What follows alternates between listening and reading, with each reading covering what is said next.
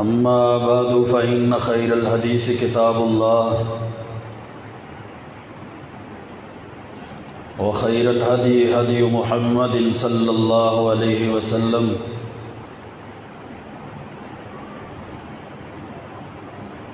وشر الأمور محدثاتها وكل محدثة بدعة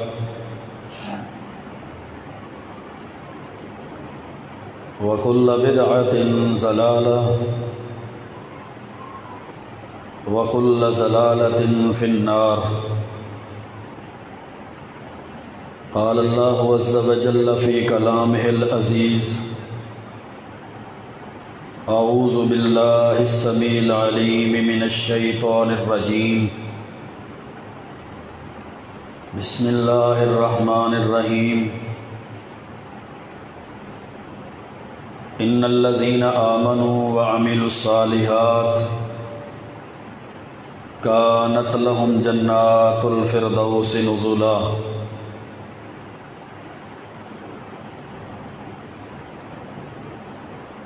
وقال رسول الله صلى الله عليه وسلم: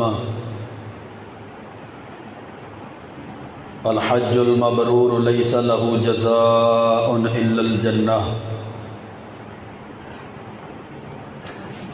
رواه البخاري في صحيحه.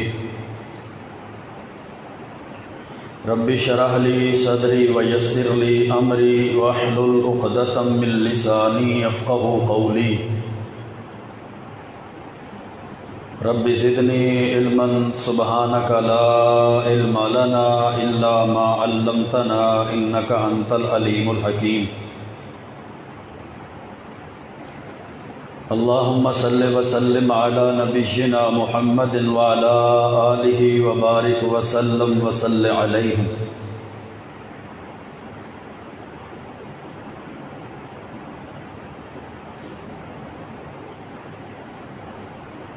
ان الذين آمنوا وعملوا الصالحات، بے شک وہ لوگ جو ایمان لائے اور نیک اعمال کیے، کانت لہم جنات الفردوس نزلا، اعلیٰ جنتوں کے اندر ان کی مہمان نوازی ہوگی.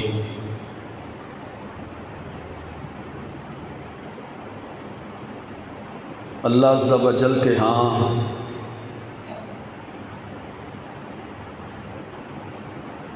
انسان کے نیک اعمال کی بڑی قدر اور منزلت ہے.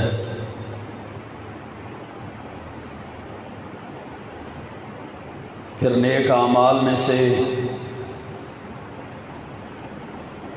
افضل عمل، سب سے بڑے عمل اور فضیلت والے عمل اللہ کے پیارے پیغمبر علیہ السلام سے سوال کیا گیا. صحیح بخاری کے اندر حدیث ہے: ای العمل افضل، اے اللہ کے محبوب پیغمبر علیہ السلام، سب سے افضل عمل کون سا ہے؟ آپ نے فرمایا: ایمان باللہ و رسولہ، اللہ پر ایمان لانا اور اللہ کے رسول صلی اللہ علیہ وسلم پر ایمان لانا، یہ سب سے افضل عمل ہے. گویا کہ اعمال میں سے انسان کی محنت، انسان کی کوشش اور کاوش میں سے اللہ کو جو عمل سب سے زیادہ محبوب ہے، اللہ رب العزت کو جو عمل سب سے زیادہ پسندیدہ ہے، اللہ کے ہاں جو عمل سب سے زیادہ افضل ہے، وہ اللہ اور اس کے رسول پر ایمان رکھنا ہے. کہ انسان اپنے دل سے اللہ پر ایمان لے. جب اللہ پر ایمان لائے گا جیسے ایمان لانے کا حق ہے، یا ایھا الذین آمنوا آمنوا باللہ ورسولہ، اے ایمان والو اللہ پر ایمان لے آؤ اور اللہ کے رسول پر ایمان لے. پھر اصل اللہ پر ایمان لانے میں وہ کسی کو شریک نہیں کرے گا، پھر اپنے اس ایمان کے اندر کسی شک اور شبے کے اندر نہیں رہے گا، بلکہ مضبوط ایمان لائے گا، اپنے دل سے اس کی تصدیق کرے گا، وَرَسُولِهِ، اور اللہ کے رسول پر ایمان رکھے گا، اللہ کے رسول کی رسالت کے اندر بھی شرک نہیں کرے گا، کہ اللہ کے رسول کے مقابلے میں کسی کو کھڑا نہیں کرے گا، اللہ کے رسول کے عمل کے مقابلے میں کسی کے عمل کی پیروی نہیں کرے گا، اللہ کے رسول کے راستے کے مقابلے میں کسی کے راستے کی پیروی نہیں کرے گا، اللہ کے رسول کے طریقے کے مقابلے میں کسی امام کی، کسی بزرگ کی، کسی پیر کی، کسی بڑے کی، کسی چھوٹے کے عمل اور طریقے کی پیروی نہیں کرے گا، بس اللہ اور اس کے رسول کی تعلیمات پر چلے گا۔ اللہ اور اس کے رسول پر ایمان لانے کا مطلب یہ ہے کہ اللہ اور اس کے رسول کے مقابلے میں عقیدے کے اندر، تعلیمات کے اندر، احکامات کے اندر، راستے میں، پیروی میں، طریقے میں کسی کا حکم نہیں مانے گا، کسی کے راستے پہ نہیں چلے گا۔ آپ سے پوچھا گیا قیل ثم ماذا، اللہ اور اس کے رسول پر ایمان کے بعد پھر سب سے افضل عمل کون سا؟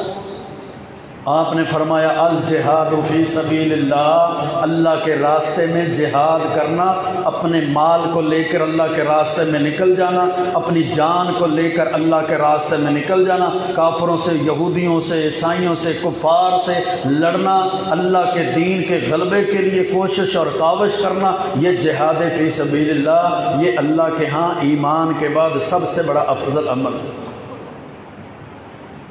پھر آپ سے پوچھا گیا ثم ماذا، اللہ کے رسول علیہ السلام پھر کون سا عمل سب سے افضل عمل؟ آپ نے فرمایا ثم حج مبرور، پھر مقبول حج، نیکیوں والا حج، یہ اللہ کے ہاں سب سے زیادہ افضل، سب سے زیادہ بڑا عمل۔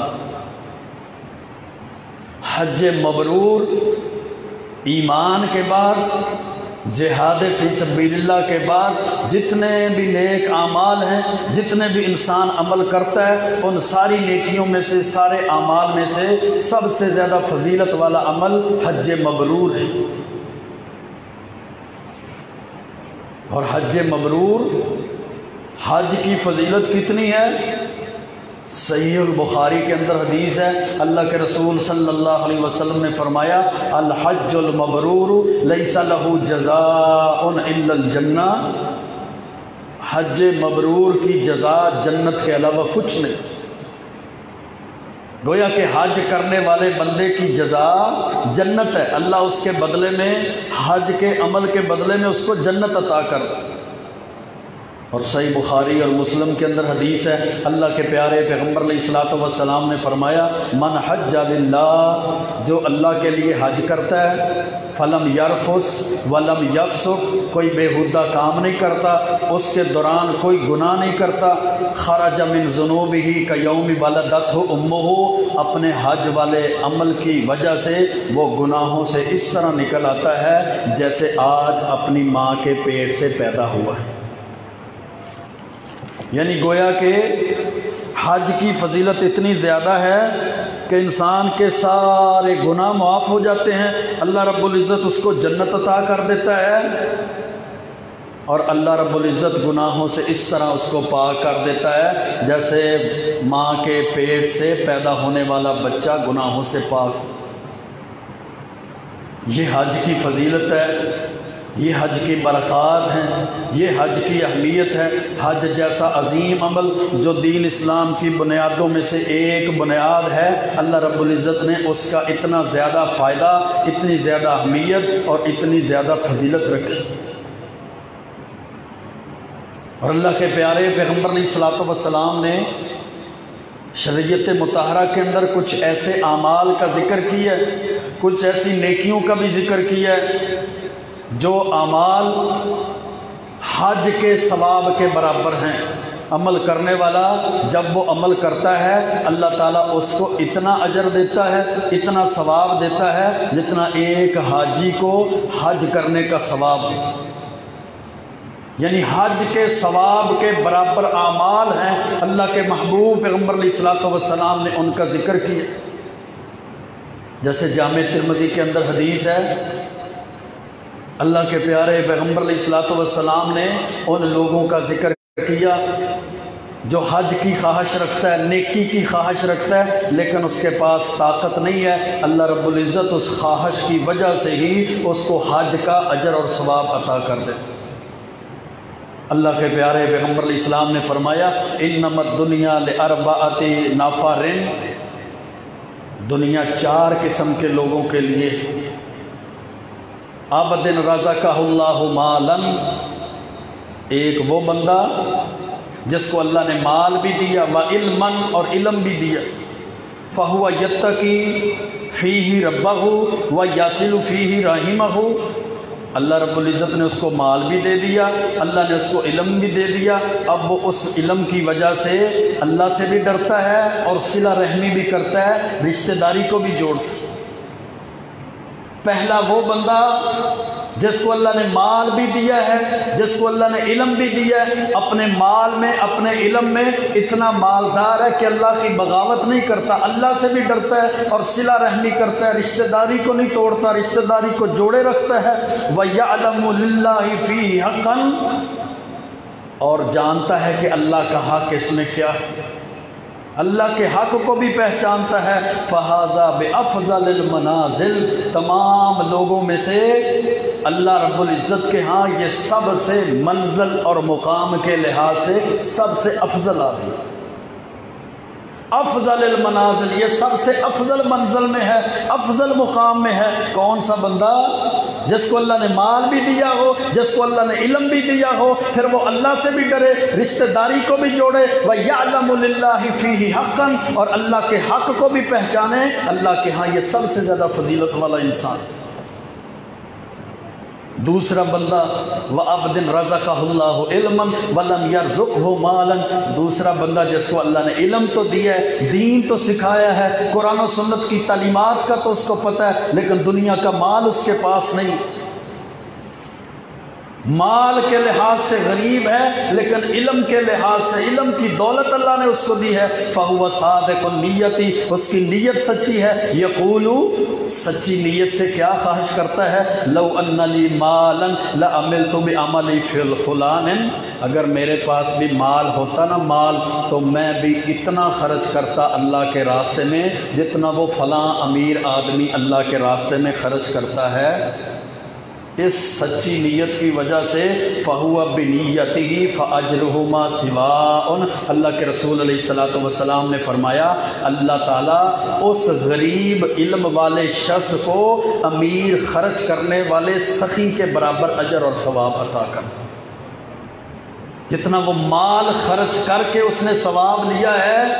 اس سچی نیت کی وجہ سے، درست نیت کی وجہ سے اللہ رب العزت نے اس کو اتنا اجر اور ثواب عطا کر دیا ہے، اس کی نیت کی وجہ سے کہ یہ خواہش کرتا ہے کہ اللہ کاش میرے پاس بھی اتنا مال ہوتا، جس طرح وہ حج کرتا ہے مال کی وجہ سے میں بھی حج کرتا، جس طرح وہ زکاتیں دیتا ہے میں بھی زکات دیتا، جس طرح وہ صدقہ خیرات کرتا ہے میں بھی صدقہ خیرات کرتا، جس طرح وہ نیکیاں کرتا ہے، سخاوتیں کرتا ہے، میں بھی اسی طرح سخاوت کرتا۔ اللہ رب العزت اس بندے کو حج کا بھی ثواب دیتا ہے، زکوٰۃ کا بھی، صدقے کا بھی، سخاوت کا بھی، جتنا وہ مال لے کر اللہ کے راستے میں خرچ کرنے والے شخص کو اجر ملتا ہے، اس بندے کو اس کی نیت کی وجہ سے اتنا اجر اور ثواب ملتا ہے۔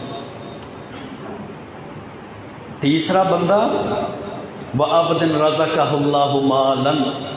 جس کو اللہ نے صرف مال دیا، دنیا کا مال بڑا ہے، پراپرٹی جائیداد اس کی وراثت بڑی ہے، دنیا کا مال اس کے پاس بڑا ہے، وَلَمْ يَرْزُقْهُ عِلْمًا، لیکن اس کے پاس دین کا علم نہیں ہے، قرآن کا علم نہیں ہے، اسلام کا علم نہیں ہے، حدیث کا علم اس کے پاس نہیں ہے، فَهُوَ يَخْبِطُ فِي مَالِهِ بِغَيْرِ عِلْمٍ لَا يَتَّقِي فِيهِ رَبَّهُ، اپنے مال میں لگا رہتا ہے، اللہ سے ڈرتا ہی نہیں ہے، صلہ رحمی کرتا ہی نہیں ہے، رشتہ داری کو بھی نہیں جوڑتا، اللہ سے بھی نہیں ڈرتا، وَلَا يَعْلَمُ لِلَّهِ فِيهِ حَقًّا، اور جانتے نہیں ہے کہ اللہ کا حق اس کے اوپر کیا ہے۔ مال کی وجہ سے مال میں پڑا رہا، پراپرٹیاں بناتا رہا، جائیدادیں بناتا رہا، دنیا کا مال سمیٹتا رہا، اس کو دین کا علم ہی نہیں، دین کی طرف آتا ہی نہیں، دین کا علم سیکھتا ہی نہیں، دین کی منازل طے ہی نہیں کرتا، دین کے بارے میں کوشش ہی نہیں کرتا، دین کی تعلیمات اور احکامات کو سیکھتا ہی نہیں ہے۔ جس وجہ سے دین نہیں ہے تو وہ رشتہ داری بھی توڑتا ہے، دین نہیں ہے، اسلام نہیں ہے، علم نہیں ہے تو وہ اللہ سے ڈرتا بھی نہیں ہے۔ دین نہ علم نہ ہونے کی وجہ سے وہ اللہ کا حق بھی نہیں پہچانتا۔ فہذا بأخبث المنازل، اللہ کے رسول علیہ الصلوۃ والسلام نے فرمایا یہ سب سے بدترین منزل کے اندر، یہ مقام اور مرتبے کے لحاظ سے سب سے بدترین مرتبے میں ہے، سب سے برے مرتبے میں ہے، سب سے بدترین مقام میں ہے یہ تیسرا بندہ سب سے بدترین مرتبے میں ہے، سب سے بدترین مقام میں ہے۔ کس وجہ سے؟ دین سے دوری کی وجہ سے، لا علمی کی وجہ سے۔ اور چوتھا بندہ وَعَبْدٍ لَّمْ يَرْزُقْهُ اللَّهُ مَالًا وَلَا عِلْمًا، جس کو اللہ نے مال بھی نہیں دیا، مال کے لحاظ سے بھی غریب، اللہ نے اس کو علم بھی نہیں دیا، علم کے لحاظ سے بھی غریب، فَهُوَ يَقُولُ، اور بیٹھا کیا ہے؟ بیٹھا خواہشیں کرتا ہے۔ کیا بات ہے، کتنا مال ہے اس کے پاس، یہ دیکھیں اس کے پاس اتنا مال ہے، اس نے میلے لگوائے ہیں، اس کے پاس اتنا مال ہے، اس نے شادی پہ کنجر نچوائے ہیں، اس کے پاس یہ دیکھیں کتنا مال ہے، یہ اپنی مرضیاں کرتا ہے، یہ اپنی منمانیاں کرتا ہے، عیاشیاں کرتا ہے، اپنے خواہشات کے، اپنے نفس کی پوجا کرتا ہے، اس کے پاس کتنا مال ہے۔ جب وہ بدبخت آدمی کو دیکھتا ہے نا گناہ کرتے ہوئے، اپنے مال کی وجہ سے گناہ کرتے ہوئے، تو خواہش کرتا ہے کاش میرے پاس بھی اتنا مال ہوتا، میں بھی اپنے بچے کی شادی پہ اتنا پیسہ خرچ کر دیتا، اتنی عیاشی کرتا، کنجروں میں اتنا جناب پھینک دیتا، ایسے کرتا، گویا کہ ہے غریب لیکن خواہش ایسی کر رہا ہے جو گناہ والی ہے اپنے مال کی وجہ سے۔ لو ان لی مالا لعملت فیہ بعمل فلان، کاش میرے پاس اتنا مال ہوتا تو فلاں بندے کی طرح میں بھی اس مال کو خرچ کرتا۔ اللہ کے رسول علیہ السلام نے فرمایا فوزرہما سواء، اس کی صرف نیت کی وجہ سے اس کو اتنا گناہ ملتا ہے جتنا اس امیر پاپی بدکار آدمی کو اپنا مال شیطان کے راستے پہ خرچ کرنے کی وجہ سے گناہ ملتا۔ اللہ اکبر کبیرہ۔ دیکھیں میرے بھائیوں، سوچیں اس پر، غور اور فکر کریں۔ ہمارے پاس بھی بڑی خواہشیں، ہمارے دل میں بھی ایک بڑی خواہشیں اٹھتی ہیں، ہمارے اندر بھی بڑی خواہشیں تڑپتی ہیں۔ دیکھا اس کے پاس کتنا مال ہے، اس نے اپنے بچوں کو ہر چیز لا کر دی ہے، اس نے گھر کے اندر جناب پوری آسائش، پورا سارا کچھ کیا ہوا ہے، LCD لگوائی ہے، اس نے ڈش رکھا ہوا ہے، اس نے کیبل کے نیٹ ورک لیے ہوئے ہیں، اس نے بڑے بڑے موبائل اور آئی فون اور لیپ ٹاپ اور کمپیوٹر اور اس نے بڑا بڑا کچھ لے کر دیا ہوا ہے۔ وہ تو جناب یہ کرتا ہے، وہ تو وہ کرتا ہے، اس کی تو شادی بھی، اور شادی پہ اس نے کنجروں کو 2 لاکھ لٹا دیا، اس نے آتش بازی پہ 2 لاکھ اس نے خرچ کر دیا، اس نے تو یہ ناچنے گانے والوں پہ اتنا خرچ کر دیا۔ کاش میرے پاس بھی اتنا مال ہوتا، میں بھی اس کی طرح شادی پہ اتنا خرچ کر دیتا، میں بھی LCD لیتا، میں بھی کیبل لگوا لیتا، میں بھی جناب یہ فلاں فلاں فلاں کر دیتا۔ اللہ کے رسول علیہ السلام نے فرمایا اس کو صرف اس کی خواہش کی وجہ سے اتنا گناہ ملتا ہے جتنا گناہ اس عمل کرنے والے بدکار اللہ رسول کے باغی امیر آدمی کو گناہ ملتا ہے۔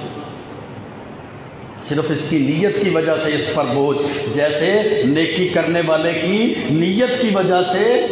اللہ اس کو ثواب دیتا ہے۔ نیکی کرنے والا نیت کی وجہ سے طاقت نہیں رکھتا، لیکن نیکی کی نیت رکھتا ہے، اللہ اس کی سچی نیت کی وجہ سے اس کو اتنا اجر اور ثواب عطا کر دیتا ہے۔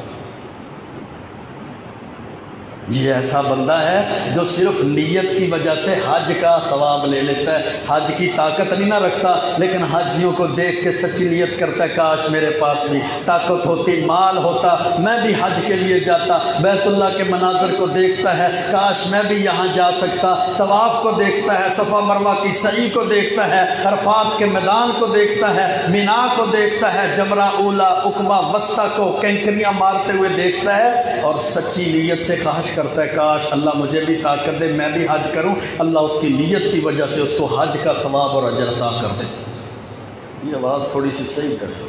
گونج زیادہ آ رہی۔ اللہ اس کی نیت کی وجہ سے اس کو حج کا اجر اور ثواب دے دیتا ہے، نیت درست ہو، نیکی والی نیت ہو، نیکی والی نیت کی وجہ سے اللہ نے اس کو اجر اور ثواب عطا کر دی۔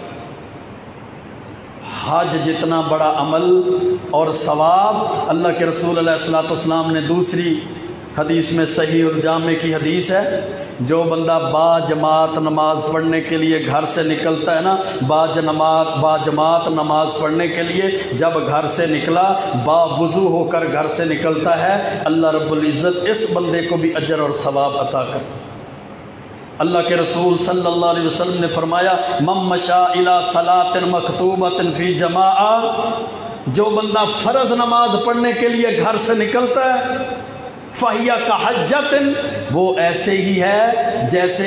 یہ وضو کر کے گھر سے فرض نماز پڑھنے کے لیے نکلا، یہ ایسے ہے جیسے کوئی بندہ احرام باندھ کر حج کرنے کے لیے بیت اللہ کی طرف جاتا ہے۔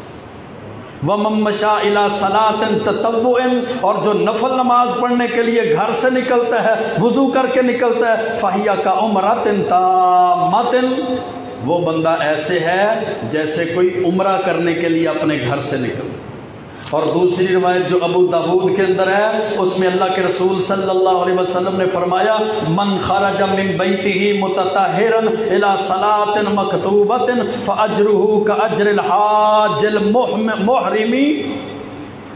نماز کا ٹائم ہو گیا، بندہ اپنے گھر سے وضو کرتا ہے، سنت کے مطابق وضو کر کے اب گھر سے نکلا، شلوار ٹخنوں سے اوپر رکھی ہوئی ہے، شلوار کو ٹخنوں سے نیچے نہیں آنے دیتا، کیونکہ نواقضات وضو والا کوئی عمل ایسا نہیں کرتا۔ اب وہ گھر سے نکلتا ہے، مسجد کی طرف آتا ہے، الی صلاۃ مکتوبۃ، نیت کیا کہ فرض نماز پڑھوں گا، فاجرہ کاجر الحاج المحرم، اللہ اس کو اتنا ثواب دیتا ہے جتنا احرام باندھنے والا بندہ احرام باندھ کر حج کرنے کے لیے جاتا ہے، جتنا اس کو ثواب ملا اتنا اللہ اس کو ثواب ملتا۔ سبحان اللہ، سبحان اللہ، بولا کرے دل کی گہرائیوں سے سبحان اللہ کہا کرے۔ اتنی بڑی نیکی کہ اپنے گھر سے وضو کر کے مسجد میں آیا، اللہ نے اتنا بڑا اجر دے دیا جیسے یہ احرام باندھ کے حج کرنے کے لیے بیت اللہ میں جا رہا، اتنا بڑا، خوش ہو جائیں دل کی خوشی سے، پھر سبحان اللہ بولا کرے، الحمدللہ بولا کرے، اللہ اکبر بولا کرے۔ آپ شرماتے رہتے ہیں، پتہ نہیں کیا ہو گیا، یہ خوشخبریاں اتنی بڑی بڑی خوشخبریاں، آپ پریشان ہو جاتے ہیں خوشخبریوں کو سن۔ اللہ کے رسول صلی اللہ علیہ وسلم نے فرمایا، جو بندہ ایک دفعہ سبحان اللہ کہتا ہے نا، سبحان اللہ، اللہ رب العزت جنت میں اتنا بڑا درخت لگا دیتا ہے، اگر بہترین گھوڑ سوار اپنے بہترین گھوڑے کے اوپر بیٹھے اور جنت کے اس سائے میں 100 سال تک گھوڑا دوڑاتا رہے، 100 سال ختم ہو جائے گا، جنت کے اس درخت کا سایہ ختم نہیں ہوگا، صرف ایک سبحان اللہ کی وجہ سے۔ ہم شرماتے ہیں، بجھے سے بیٹھے رہتے ہیں، پریشان سے بیٹھے رہتے ہیں، وہ اتنا بڑا اجر، اتنا بڑا ثواب اللہ کے رسول علیہ الصلوۃ والسلام نے بتایا، بیان فرمایا۔ یہ کون سے عمل ہیں؟ یہ وہ عمل ہیں کہ انسان ان میں سے کوئی ایک عمل کرتا ہے، اللہ اس کے عمل کی وجہ سے اس کو حج جتنا ثواب دیتا ہے، حج جتنا۔ 5-7 لاکھ روپے لگا کے حج پہ گیا، سفر بھی کیے، مصائب تکالیف سفر کی تھکاوٹیں بھی برداشت کی، آگے بھی معاملات دیکھے، کبھی وہ بیت اللہ میں جاتا ہے، کبھی صفا مروا پہ جاتا ہے، کبھی عرفات میں جاتا ہے، کبھی مینا میں جاتا ہے، کبھی مزدلفہ میں جاتا ہے، وہ ساری محنت کرتا ہے، کوشش کرتا ہے، کاوش کرتا ہے، جتنا اللہ نے اس کو ثواب اجر دینا ہے، ان اعمال کی وجہ سے اللہ رب العزت اس بندے کو گھر بیٹھے ہوئے کو اتنا اجر اور ثواب عطا کرتا۔ اللہ کے رسول صلی اللہ علیہ وسلم نے فرمایا، تیسرا عمل نماز فجر کے بعد سورج نکلنے تک مسجد میں ٹھہرنا، اور پھر جب سورج نکلے طلوع ہو تو 2 نفل پڑھ لینا۔ اللہ کے پیارے پیغمبر علیہ السلام نے فرمایا، جامع ترمذی کی حدیث ہے، حضرت انس بن مالک رضی اللہ تعالیٰ عنہ اس حدیث کے راوی ہیں، فرمایا، من صلی الغداۃ فی جماعت، جو فجر کی نماز با جماعت ادا کرتا ہے، فجر کی نماز با جماعت ادا کرتا ہے، سویا نہیں رہتا، سستی کا شکار نہیں رہتا، ساری رات کھیل کود میں مصروف رہے، فجر کا ٹائم ہو تو سو جائے نہیں، جلدی سو جاتا ہے کہ جلدی اٹھنا ہے، فجر کی نماز باجماعت ادا کرنی ہے، اس کے لیے یہ بھاری معاملہ نہیں ہے، اس کے سر پہ بوجھ نہیں بنتا، وہ گھر میں فقط اس لیے جلدی سوتا ہے کہ میں فجر کے لیے جلدی اٹھوں گا اور باجماعت نماز فجر ادا کروں۔ ہمارا تو معاملہ مختلف ہے، ہماری تو ایکٹیویٹیز مختلف ہے، ہماری تو مصروفیات مختلف ہیں۔ مائیں بھی بچوں کو اگر جلدی سلاتی ہیں نا، 10 بج گئے 11 بج گئے، بیٹا جلدی سو جاؤ، صبح سکول جانا ہے، یعنی سکول کا ان کے ذہن میں، ان کے دل میں بات ڈال دو، جلدی اٹھ جاؤ، جلدی سو جاؤ، صبح اٹھنا بھی ہے، سکول بھی جانا ہے، یعنی سکول کے لیے تو اٹھاتی ہے، فجر کے لیے بھی اس کو ترغیب دے، بیٹا جلدی سو جاؤ، فجر جماعت کے ساتھ پڑھنی ہے، سکول جانا ہے، دکان کھولنی ہے، تو نے جلدی پانی لگانے جانا ہے، تو نے اپنی ملازمت پہ جلدی جانا ہے، تو نے دفتر جلدی پہنچنا ہے، تو نے سفر جلدی کرنا ہے، صبح والی کوچ پہ بیٹھنا ہے، اس لیے جلدی اٹھ جائے۔ یہ ساری باتیں ہمیں یاد ہوتی ہیں، والدین کو بھی یاد ہوتی ہیں، لیکن یہ ترغیب ہم بچوں کو نہیں دیتے، بیٹا جلدی سو جاؤ، صبح فجر کی نماز باجماعت ادا کر۔ جب یہ ترغیب دی جائے گی نا، یہ بچہ جو فجر کی باجماعت نماز ادا کرنے کے لیے جلدی سوئے گا، پھر جلدی اٹھے گا، یہی جا کے والدین کی قبر پہ کھڑا ہو کے دعا کیا کرے گا، اللہم اغفر لہو اللہم ارحمہ، اے اللہ میرے والدین کو معاف کر دے، میرے والدین پہ رحم کر دے۔ یہی دعا کرے گا، رب ارحمہما کما ربیانی صغیرا، اے اللہ میرے دونوں والدین پہ رحم فرما، جیسے بچپن کی حالت میں انہوں نے مجھ پہ رحم فرمایا، میری پرورش کی، اب وہ قبر میں چلے گئے، تیرے پاس آ گئے، آخرت کی منزلیں طے کر رہے ہیں، اللہ ان پہ رحم فرمائے۔ جب ساری زندگی یہی کہتے رہے، بچہ تھا تو کہتے رہے جلدی سو جاؤ، صبح اسکول کے لیے جلدی اٹھنا ہے، ملازمت جاب کاروبار آ گیا تو پھر کہتے رہے جلدی سو جاؤ، صبح کاروبار پہ ملازمت پہ جاب پہ جلدی جانا ہے، کھیتی باڑی پہ جلدی جانا ہے، صبح پانی کی باری ہے، چارہ لینے کے لیے جلدی جانا ہے، کھیتی زمین کے لیے جلدی جانا ہے۔ تو اللہ کی قسم دین کی ترجیحات ہمارے ذہنوں سے نکل جاتی ہیں، ہمارے ذہنوں سے دین کی ترجیحات نکل جاتی ہیں، دین کو ترجیح نہیں ہم دیتے، حالانکہ دین کو ترجیح دینی چاہیے، دین کی ترجیحات پہ چلنا چاہیے، دین کی ترجیحات پہ انسان چلے گا، اللہ دنیا بھی بہتر کر دے گا، اللہ اس بندے کی آخرت بھی بہتر کر دے گا۔ جی میں بڑا کاروبار کرتا ہوں اور تجھ سے پہلے کروڑوں اربوں خربوں کاروبار کرنے والے لوگ آئے ہیں، اللہ نے ان کا نام و نشان مٹا دیا، میری جاب ملازمت بڑی اعلیٰ ہے، اعلیٰ جاب اور ملازمت والے بڑے آئے ہیں، اللہ نے ان کو نیست و نابود ختم کر دیا ہے، اور میری کھیتی باڑی بڑی ہے، اللہ نے بڑے بڑے کھیتی باڑی کرنے والے زمیندار، ان کا نام و نشان نہیں ہے، ان کا نام لینے والا نہیں ہے، ان کے لیے دعائیں کرنے والا نہیں ہے، ان کے لیے کوئی آنسو بہانے والا نہیں ہے، ان کے لیے اللہ کے سامنے کوئی ہاتھ اٹھانے والا نہیں ہے۔ اگر ہماری ترجیحات دین کی بنیادوں پہ ہوگی نا، اللہ کی قسم دنیا میں بھی اللہ اس کا بدلہ اجر دے گا، آخرت بھی بہترین بنائے گا، اور دین کی ترجیحات کی وجہ سے اللہ مسلمانوں کو اور اسلام کو غالب بھی کرے گا۔ ہماری دین کی ترجیحات نہیں ہے، خوشی غمی کا موقع ہے پھر بھی ہم دین کو بھول جاتے ہیں، نہیں جی نہیں، ہم تو موجیں کریں گے، ہم تو خواہش پوری کریں گے، بڑے بیٹے کی شادی ہے نا، یہ سارا کچھ کرنا ہے، ہم نے تو یہ کرنا ہے، مولوی صاحب کیا کر لیں گے، روک لیں گے، 2 جمعہ ہی پڑھا لیں گے، نہ پڑھیں گے، مولوی صاحب روک تو نہیں نہ سکتے۔ اور جس مسلمان کو قرآن نہیں روک سکا، جس مسلمان کو اللہ کا دین نہیں روک سکتا، جس مسلمان کو حدیث نہیں روک سکتی، جس کو اسلام کی تعلیمات نہیں روک سکتی، اس کو مولوی صاحب بیچارے کیا روک لیں گے؟ نہ میرے بھائیوں، نہ اللہ کے عذاب کو دعوت نہ دو، دین کے ساتھ اپنے تعلق کو مضبوط کرو، قرآن و سنت کی تعلیمات کے ساتھ اپنے تعلق کو مضبوط کرو۔ جب دین ہماری ترجیحات میں شامل ہو جائے گا نا، اللہ کی قسم بچے بھی، ہمارا خاندان بھی، ہماری نسلیں بھی سنور جائیں گی، ہمارے گھروں میں بھی اللہ خیر برکت نازل کر دے گا، ہماری دنیا میں بھی اللہ خیر اور برکت نازل کر دے گا، اور آخرت میں بھی اللہ خیر اور برکت نازل کر دے گا۔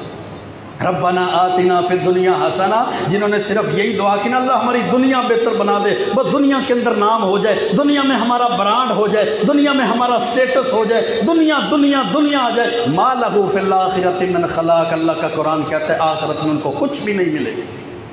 اور جو کہتے ہیں ربنا آتنا فی الدنیا حسنہ، اللہ دنیا بھی بہتر بنا دے، وفی الآخرۃ حسنہ، آخرت بھی بہتر بنا دے، اللہ دنیا بھی پھر بہتر کرتا ہے، اللہ ان کے لیے آخرت بھی بہتر کرتا ہے۔ تو اللہ کے رسول علیہ السلام نے فرمایا جامع ترمذی کی حدیث ہے، من صلی الغداۃ فی جماعت، با جماعت فجر کی نماز ادا کرتا ہے، ثم قعد یذکر اللہ، نماز پڑھ کے بیٹھ گیا، اللہ کا ذکر کرتا رہتا ہے، اللہ کا ذکر کرتا رہتا ہے، حتی تطلع الشمس، یہاں تک کہ جب سورج نکل آتا ہے، طلوع ہو جاتا ہے، سورج نکلنے کے بعد ثم صلی رکعتین، 2 رکعتیں پڑھ لے، 2 نفل پڑھ لے، کانت لہ کاجر حجۃ و عمرۃ، اللہ اس بندے کو اس عمل کی وجہ سے ایک حج اور ایک عمرے کا ثواب عطا کرتا ہے، ایک حج اور ایک عمرے کا ثواب عطا کرتا ہے۔ با جماعت نماز پڑھی، پھر 1 گھنٹہ انتظار کیا، اللہ کا ذکر کیا، اللہ کا ذکر کرتا رہا، پھر 2 نفل پڑھ لیے سورج نکلنے کے بعد، اتنا بڑا اجر، اتنا بڑا ثواب اس کو ملا۔ اور دوسری روایت جو ترغیب و ترہیب کے اندر ہے، اللہ کے رسول صلی اللہ علیہ وسلم نے فرمایا، من صلی صلاۃ الصبح فی مسجد جماعت، جو بندہ با جماعت نماز مسجد میں صبح کی ادا کرتا۔ کچھ میرے نوجوان ساتھی بھائی اٹھتے تو ہیں لیکن جلدی جلدی اٹھے، بس گھر میں وضو کیا، مصلی ڈھونڈا، جائے نماز تلاش کیا، وہاں 2-4 رکعتیں پڑھ لی، سلام پھیرا، پھر اللہم بسمک اموت واحیا، پھر سو۔ نہیں میرے بھائیوں، با جماعت نماز اللہ نے وقت پر نماز فرض کی ہے، ورقعوا مع الراکعین، با جماعت نماز اللہ نے فرض کی ہے، جماعت کی طرف کوشش کریں، دوڑیں، رغبت کریں۔ گھر میں پڑھو گے 1 نماز کا ثواب ہے، مسجد میں آ کے پڑھے گا جماعت کے ساتھ تو 27 نمازوں کا ثواب اجر اللہ عطا کر دیتا ہے۔ اور جس کے پاس مسجد میں، محلے میں مسجد ہے لیکن ہمارے ایمان کی بات ہے نا، ایمان کمزور ہو چکا ہے، اللہ کی قسم ایمان ہمارا کمزور ہو گیا، محلے کی مسجد میں رات عشاء کے وقت آنا مشکل ہے، محلے کی مسجد میں فجر کی جماعت کے لیے آنا مشکل ہے، دوسرے شہر میں کھیل کے لیے، ٹورنامنٹ کے لیے، میچ کے لیے ساری رات صرف بھی کر دیتے ہیں، کسی سے موٹر سائیکل بائک گاڑی بھی مانگتے ہیں، محلے کو ترغیب بھی دیتے ہیں، چلیں چلیں میچ دیکھنے جانا ہے، بڑا اچھا میچ ہے، فلڈ لائٹ ٹورنامنٹ ہے، ایک دوسرے کو دعوت بھی دیتے ہیں، فون بھی کرتے ہیں، اور پیٹرول بھی اپنی جیب سے ڈلوائیں گے کہ یہ جانے کے لیے تیار ہو جائے۔ ہمارا ایمان اتنا کمزور، اس کھیل کود کے لیے دوسرے شہر میں سفر کرتے ہیں، دوسرے شہر کے لیے سفر کرتے ہیں، لیکن مسجد میں آنے کے لیے، اللہ کے گھر میں آنے کے لیے، اللہ کو راضی کرنے کے لیے عشاء میں بھی آنا مشکل ہے اور فجر میں بھی آنا مشکل۔ کتنا ایمان کمزور ہے ہمارا، کتنا ایمان کمزور ہے ہمارا۔ اللہ کے رسول صلی اللہ علیہ وسلم نے کیا فرمایا، من صلی صلاۃ الصبح فی مسجد جماعت، جو بندہ صبح کی نماز پڑھ لے، مسجد میں پڑھے، جماعت کے ساتھ پڑھے، یثبت فیہ، حتیٰ بیٹھا رہے یہاں تک کہ اشراق کی نماز، چاشت کی نماز سورج نکلنے کے بعد پڑھ کے جائے، کان کاجر حاج، اللہ رب العزت اس کو حج کرنے والے حاجی جتنا اجر بھی دیتا ہے، مؤتمر تامن حجتہ و عمرتہ، اور عمرہ کرنے والے بندے جتنا اجر دیتا ہے جو اپنے حج کو بھی مکمل کر لے اور اپنے عمرے کو بھی مکمل کر لے۔ جس کا حج اور عمرہ مکمل ہو جائے، یعنی کیا معنی ہوا، اللہ رب العزت اس عمل کی وجہ سے اس کو مکمل حج کا اور مکمل عمرے کا ثواب عطا کر دیتا ہے۔ کس وجہ سے مکمل حج اور عمرے کا ثواب ملا، کہ اس نے فجر کی نماز با جماعت ادا کی ہے، فجر کی نماز کے بعد اللہ کا ذکر کیا ہے، بیٹھا رہا ہے، جب سورج نکلا تو 2 نفل اس نے اشراق کے پڑھ۔ لیکن اگر ایسا نہیں ہے تو صحیح بخاری کی حدیث ہے، اللہ کے رسول صلی اللہ علیہ وسلم نے فرمایا، جو شخص رات کو سوتا ہے، صبح نماز کے لیے اٹھتا ہی نہیں ہے، شیطان اس کی 3 گرے، اس کی گدی پہ 3 گرے لگا دیتے، یہ صبح اٹھتا ہی نہیں ہے، وہ گرے نہیں کھلتی۔ اگر یہ صبح اٹھا اللہ کا ذکر کرتا ہے تو 1 گرہ کھل جاتی ہے، وضو کرتا ہے ان حلت عقدۃ، دوسری گرہ کھل جاتی ہے، نماز پڑھتا ہے تو وہ تیسری گرہ کھل جاتی ہے جو شیطان کے قبضے کی 3 گرہ اس کی گدی پہ لگی۔ ذکر کرنے کی وجہ سے 1 گرہ کھل گئی، وضو کرنے کی وجہ سے دوسری کھل گئی، نماز پڑھنے کی وجہ سے تیسری کھل گئی۔ اصبح طیب النفس، پاکیزہ نفس کے ساتھ صبح کرتا ہے چست ہے، حشاش بشاش ہے، اللہ کی رحمت حاصل ہو گئی نا، اور اس رجسٹر کے اندر اس کا نام بھی لکھا گیا۔ جو فجر کے وقت اللہ کی طرف سے جو نوری مخلوق فرشتے ڈیوٹی لگتی ہے نا، وہ فجر کی نماز میں آ کر شامل ہوتے ہیں، جو نماز میں ہوتے ہیں نا ان کی گواہی دیتا ہے۔ اللہ پوچھتا ہے تم گئے تھے، میرے بندے کیا کر رہے تھے؟ دو ٹائم ہے فرشتوں کی ڈیوٹیوں کے بدلنے کا، رات کے والے فرشتے صبح کے وقت اللہ کے پاس چلے جاتے ہیں، اور دن والے فرشتے صبح کو آتے ہیں اور عصر کے وقت واپس چلے جاتے ہیں۔ اللہ جانتا ہے سب کچھ، لیکن پھر بھی فرشتوں سے پوچھتا ہے میرے فرشتوں بتاؤ جب تم گئے تھے میرے بندے کیا کر رہے تھے؟ وہ پھر گواہی دیتے ہیں۔ جو فجر کی نماز باجماعت پڑھتا ہے اس کے لیے، جو عصر کی نماز جماعت باجماعت پڑھتا ہے اس کے لیے گواہی دیتے ہیں۔ اللہ جب ہم گئے تھے تیرے بندے نماز کی حالت میں تھے، جب ہم آئے ہیں تو تیرے بندے نماز کی حالت میں ہیں، نماز کی حالت میں تھے۔ یہ کن کے لیے دعا ہے؟ جو نماز کی حالت میں ہوتے ہیں، جو سوئے رہتے ہیں، کھیل کود میں مصروف رہتے ہیں، اپنے دنیاوی کاموں میں مشغول رہتے ہیں، ان کے لیے فرشتے یہ گواہی نہیں دیتے اللہ کے۔ چوتھے نمبر پر اللہ کے پیارے پیغمبر علیہ الصلوۃ والسلام نے فرمایا مسجدوں میں جو علمی مجالس ہوتی ہیں نا، درس قرآن ہوا، جمعہ ہوا، خطبہ ہوا، درس و تدریس ہوئی، قرآن و سنت کا درس ہوا، قرآن حدیث کو سکھانے والی مجلسیں بھی دو قسم کی ہوتی ہیں مسجدوں کے اندر۔ ایک علمی مجلس ہے قرآن اور سنت والی، ایک مجلس اللہ میرا معاف فرمائے بس پیسے پھینکتے رہو، آوازیں بدلتے رہو،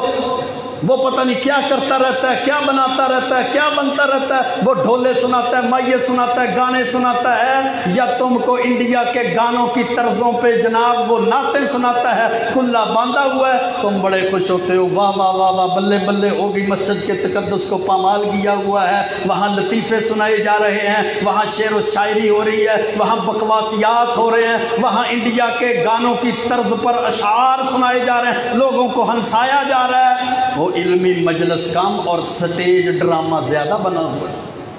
لوگ تو مساجد کے تقدس کو بھی آج بھول گئے، بلکہ نہیں، یہ مساجد کا تقدس ہے، یہ ممبر رسول کی حرمت ہے، یہ مصلی امامت کی حرمت اور عزت ہے کہ یہاں صرف بات ہو تو قال اللہ کی بات ہو اور قال الرسول کی بات ہو، یہاں بات ہو تو یہ ہو کہ اللہ رب العزت نے یہ فرمایا ہے، یہاں بات ہو تو صرف یہ ہو کہ اللہ کے رسول نے یہ فرمایا، قرآن اور سنت کی بات ہو۔ جس کا گھر ہے اس کے گھر کے اندر سب سے زیادہ حق یہ بنتا ہے کہ اسی کی بات کیجیے۔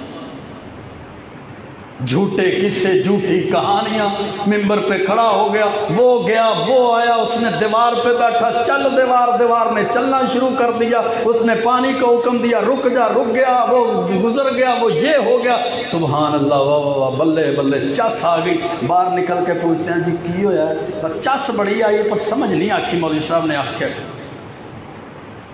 کیا بات ہے، کمالیں کر دی، کمالیں، سپیکر پاڑ مولوی آیا ہوا تھا، کیا بات ہے،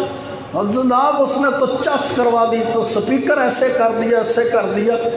وہ یہ یوٹیوب پہ فیس بک پہ چڑھی ہوتی ہیں، وہ مکہ مارتا ہے، ٹیبل توڑ دیتا ہے، کوئی اتر بھڑکتا ہے اور اس کی اپنی کرسی توڑ لیتا ہے، کوئی جوش میں آتا ہے، کھڑا ہوتا ہے، مائک پکڑتا ہے، مائک بہو کیا بات ہے، نعرے لگتے ہیں سبحان اللہ، وہ مائک توڑ دیتا ہے، یہ کہتا ہے سبحان اللہ، کمال ہے۔ اللہ کی قسم یہ حق نہیں ہے، یہ ممبر کا حق ہے، ممبر کا، یہ مسجد کا حق ہے، یہ مصلی امامت کا حق ہے، مصلی پہ کھڑے ہونے والا، ممبر پہ کھڑے ہونے والا، مسجد کا امام بننے والا دو چیزیں بیان کر سکتا ہے، یا وہ اللہ کا قرآن بیان کرے، یا وہ اللہ کے نبی کی حدیث بیان کرے، اور سننے والوں پہ بھی حق ہے۔ جس طرح سنانے والے خطیب پر حق ہے نا، ڈنڈی نہ مارے، دو نمبری نہ کرے، لوگوں کی جیبیں نہ دیکھے، مالدار امیر ہے تو مسئلہ بدل دیا، غریب ہے تو مسئلہ بدل دیا، فلاں کی ماں فوت ہوئی، بڑا امیر تھا، لمبے لمبے کام شروع ہو گئے، غریب بندہ فوت ہو گیا، بس چھوٹے کام شروع ہو گئے۔ ایسے نہیں، لوگوں کی جیبیں دیکھ کر فتویٰ تبدیل کرنے والے مولوی نہیں۔ اللہ کے رسول اللہ علیہ وسلم نے فرمایا من سئل عن علم فقتمہ، جس بندے سے علم کے بارے میں سوال کیا جاتا ہے وہ چھپا لیتا ہے، ڈنڈی مارتا ہے، دو نمبری کرتا ہے، الجم بہ بلجام یوم القیامت من النار، ایسے مولوی مفتی کو کل قیامت کے دن جہنم کی لگام میں اس کے منہ میں ڈال دیجئے۔ یہ چودھری صاحب ہے جی، ہے گنجائش ہے جی، چل صاحب ہے،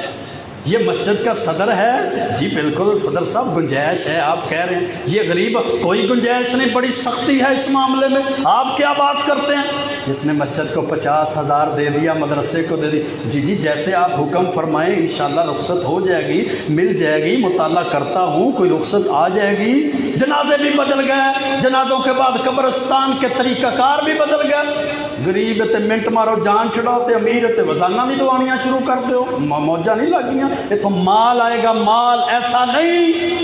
اللہ کی قسم دین کو بیچنا نہیں۔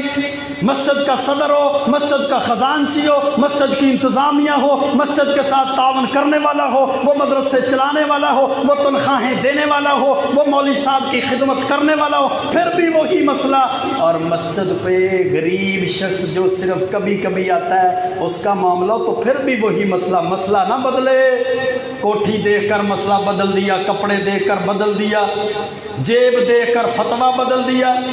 اس کا خاندان دیکھ کر فتویٰ بدل دیا۔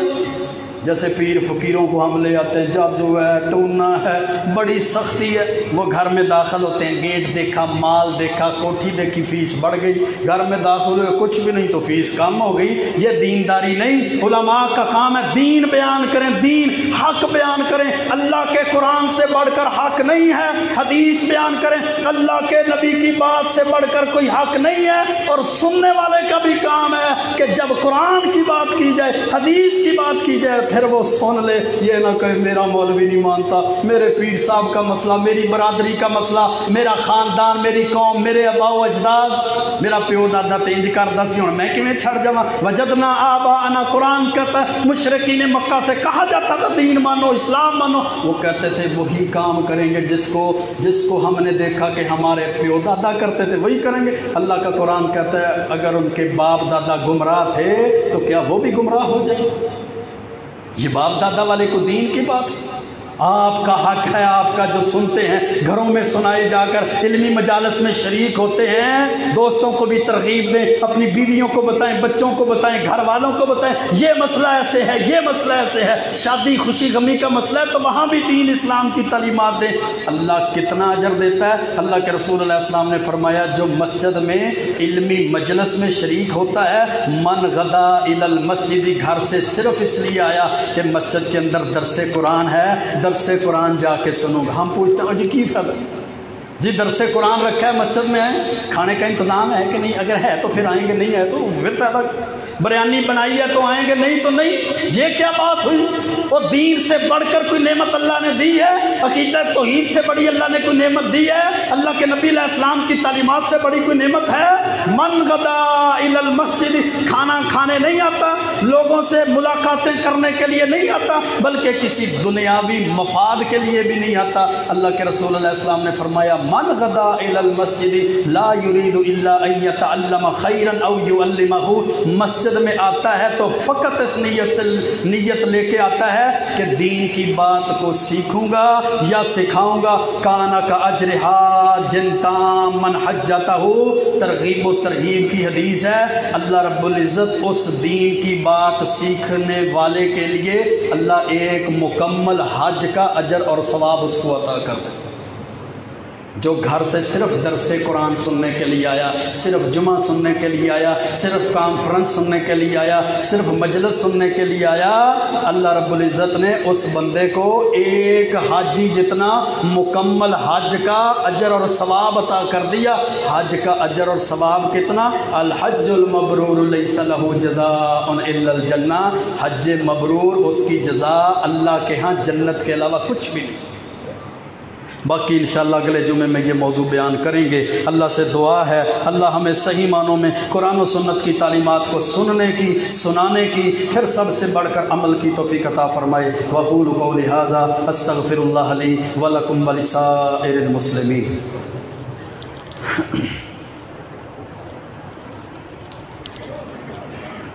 إن الحمد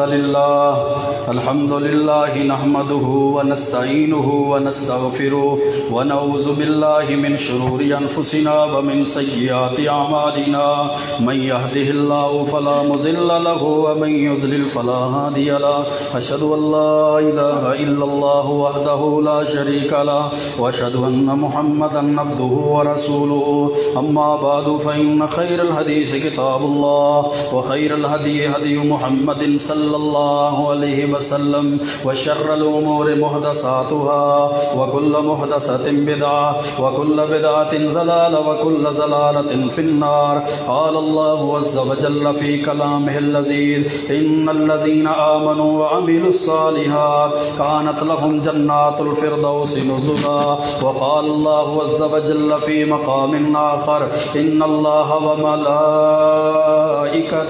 يصلون على النبي يا أيها الذين آمنوا صلوا عليه وسلموا تسليما. اللهم صل على محمد وعلى آل محمد كما صليت على إبراهيم وعلى آل إبراهيم إنك حميد مجيد. اللهم بارك على محمد وعلى آل محمد كما باركت على إبراهيم وعلى آل إبراهيم إنك حميد مجيد. إن الله يأمر بالعدل والإحسان وإيتاء ذي القربى وينهى عن الفحشاء والمنكر والبغي يعظكم لعلكم تذكرون. سبحان ربك رب العزة عما يصفون وسلام على المرسلين والحمد لله رب العالمين.